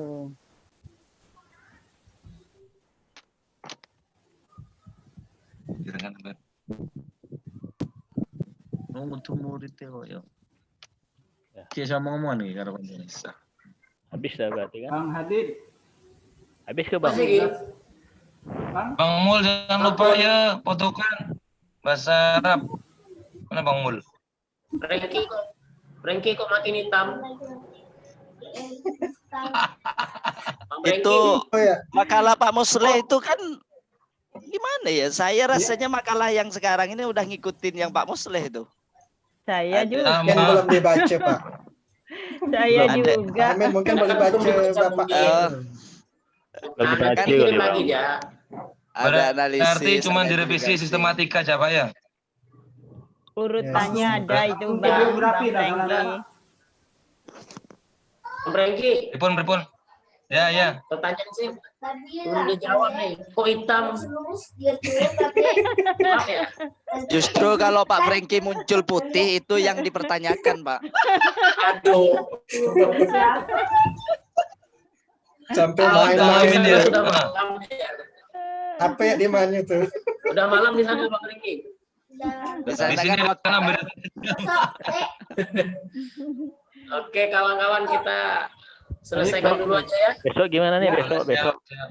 Besok metodologi gimana ceritanya? Masih ada gak? Besok Bu Rohmah masih ada gak? Besok masih ada gak besok? WA Ibu, cuman Ya. tiba jawabnya saya sudah minta arahan apakah gimana atau gimana gitu Babang. Nantilah mungkin beliau baca WA saya. Udah dari kemarin saya WA beliau, cuman tidak terbaca. Ibu udah ini aja Bu Rohmah, langsung minta daftar nilai aja Bu. Maunya sih gitu. Betul. Kalau itu metodologi UASnya juga bisa bawa WA Ibu Bu Marlina, minta tolong lah kali gimana. Kalau metodologi kan udah yang 10 itu Pak. Yang 10 jurnal itu. Itu TS, Pak. Metodologi itu lah. Itu TS. UASnya belum. Pasnya belum. Oh, UTS ya kemarin. Oh gitu. UASnya semuanya seminar. Oh bagus lah kalau gitu. Atau proposal kuliah kali. Bang Adit. Takutnya UASnya suruh bikin proposal tesis pula. Amin, udah. Oh, Saya sih udah selesai. Kuliah. Berarti besok ada kuliah ke pagi nih, Kak Septi? Nggak ada lah. Oh, udah ada. Nggak ada. Aman, oke ya. Siap tinggal Ibu Nani lah ya yang perlu diamankan. Besok pagi aman, tinggal sore aja Bu, Ibu kontak Bu Nani itu ya, Bu Rohmah ya. Ya, insyaallah nanti dibicarakan. Usahakan tuh biar tahu apa informasi. Bu Nani itu kan, Bu Nani itu Yang penting UTS sama plus. UAS belum ya? Pak Amin. Jangan libur ya. Ya, Pak. Bu Nani itu kan UTS sama UAS belum semua kan ya? Belum, belum ada. Ya, Nampaknya perkuliahan landasan ditambah 2 minggu atau 3 minggu lagi, Pak. Matilah. Terakhir besok. Kasihan Pak Hermansyah lah tuh, aduh kasihan lah. Nggak sempat giliran nanti itu. Pak Hermansyah itu banyak yang bantu di rumah, Pak. Asistennya ada 2, Pak. Ya. Baiklah, Bapak-bapak, Ibu-ibu, izin lihat dulu ya Pak Amin. Oke, sip. Iya. Kawan-kawan. Oke. Ya. Oh iya Bapak, Ibu untuk filsafat tadi kan buat pertanyaan dan jawaban itu nanti dilampirkan di makalahnya kah? Atau Terpisah kali, Bu. sendiri? Terpisah lah Bu. Ayo terpisah lah Bu. Terpisah ya. Nanti dikumpulkan ke Bang Musleh, kan Bang Musleh PJ-nya, baru nanti diserahkan ke beliau. Nah, betul betul. Nanti Bang Musleh WA saya Bu, udah cantik lah dah. Sebenarnya Bapak Ibu, di makalah kita itu sudah ada pertanyaan, sudah ada jawaban. Pertanyaannya ada di rumusan masalah. Jawabannya ada di dalam makalah di bab-bab itu. Iya, cuma pisah-pisah aja. Iya. Tinggal dibuat tugas ya. Betul, Pak dipisah Amin. aja, dipisah aja. Dibuat pertanyaan dan jawaban. Oh, ada putih dah. Kalau di makalah kan ada 10 lembar ya. Kalau di tugasnya cukup 3 lembar aja kan gitu. Minimal, Pak. Ada putih belum, Bang Amin? 10 lembar boleh. Itu Bang Franky udah putih katanya. Itu udah putih katanya. Gimana hitamnya? Kejut. Oke ya kawan-kawannya. Oke. Oke, sama-sama nih ya. Kita tutup. Assalamualaikum. Waalaikumsalam.